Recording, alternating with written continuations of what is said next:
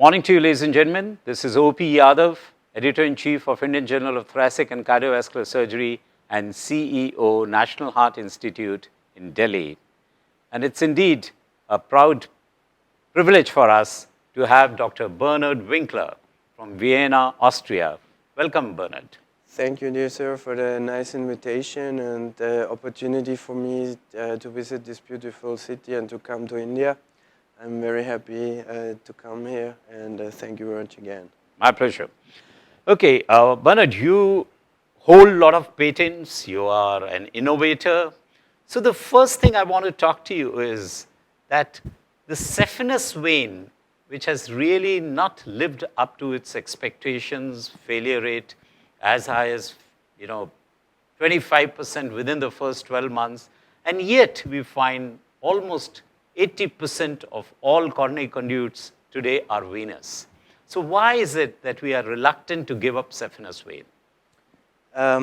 It's a very interesting question we discussed yesterday in the evening. Due to previous operations, COPD, adipositas, we are not able to provide every patient in the central parts of Europe with arterial revascularization. So we are dependent on saphenous vein grafts, especially if we are dealing with dilated large hearts, or we have people who had serial rib fractures, or also we have very high cases of COPD or pure diabetic people where we cannot use a bilateral interluminary artery or radial artery, so we're still used on saphenous vein grafts. It's interesting that you mentioned dilated large hearts. So, I thought we have now enough evidence that in dilated large hearts, the arterial grafts have sufficient flows to manage them. Do we still have any reluctance? Yes. The thing is, for example, if you have C2 like alcohol, dilated large hearts like the Munich beer heart or the wine hearts, we are dealing in Central Europe countries, or we have a body mass index above 45, 50 or more. That is maybe in the rest of the world not a big problem. We will have graft lengths of 25 centimeters for the right coronary arteries.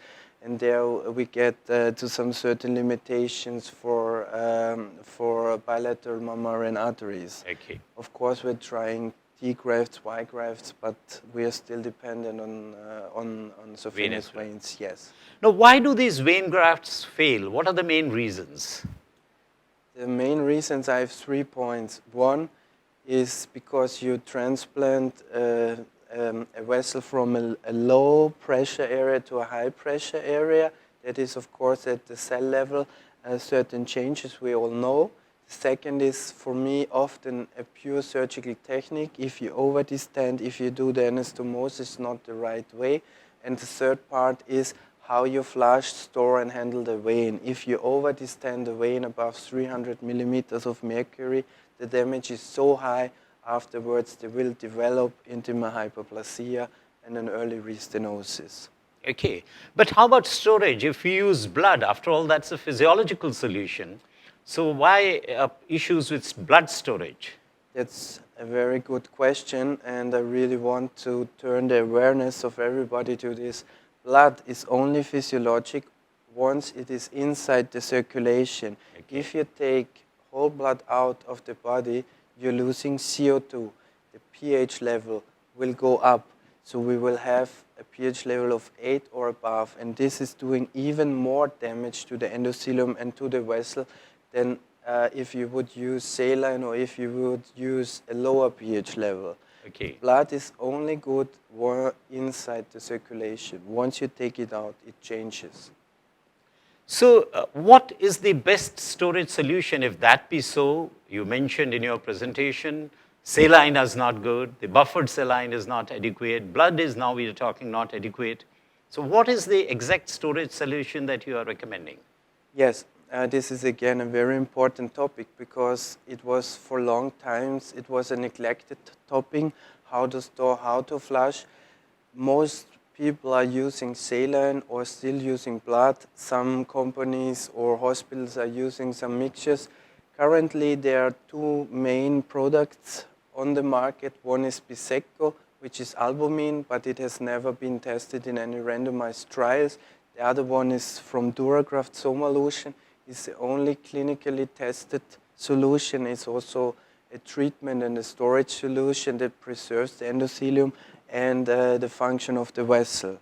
Okay. But it has to be named that pure surgical technique or damage to the vein graft out rules always the storage solution.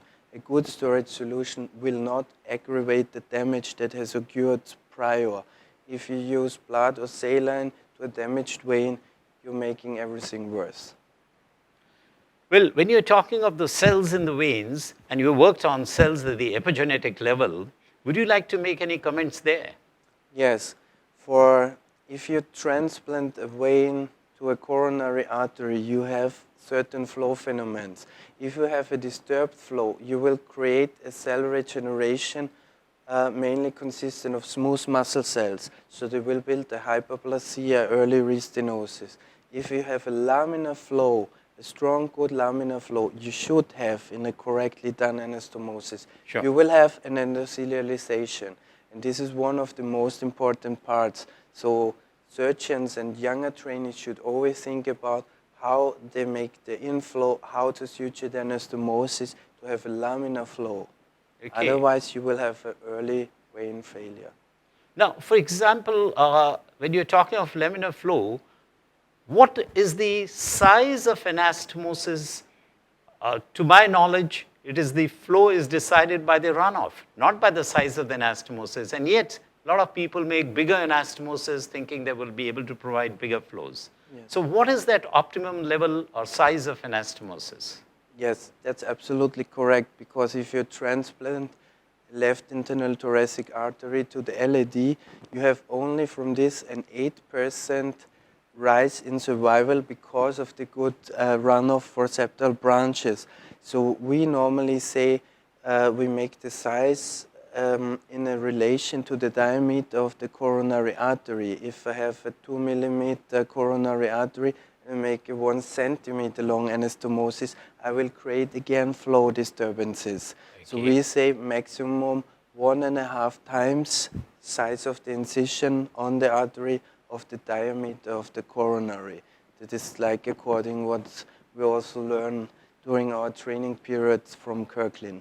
And also, yes, and also that cobra head is important according to you? The cobra head is important, and the angle where the vessel comes to the artery. If, for example, if my graft is too short and I flatten it, again I will have flow turbulences and create a smooth muscle cell area that will make a hyperplasia and close very fast. What about sequential anastomosis? Do you cross and create a diamond, or you want to go parallel?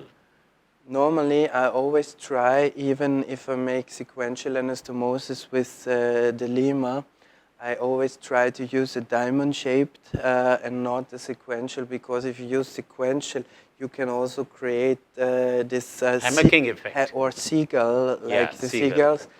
And this is also important, because if you create the restenosis at the first sequential, you have a problem for the second one. So this is a very important part. I can totally agree.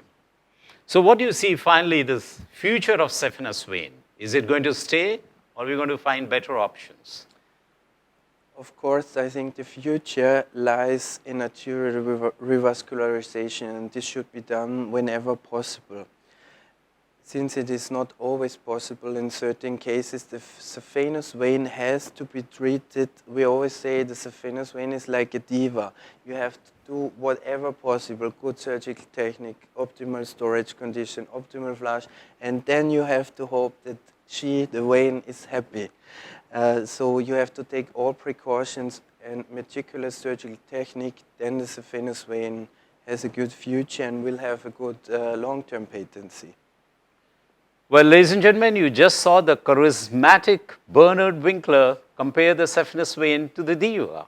And you have to keep her happy. And to keep her happy, you have to handle it carefully, no-touch technique, be careful with your other technical aspects like creating laminar flow, how you harvest, how you store the solution, how you prevent over-distension.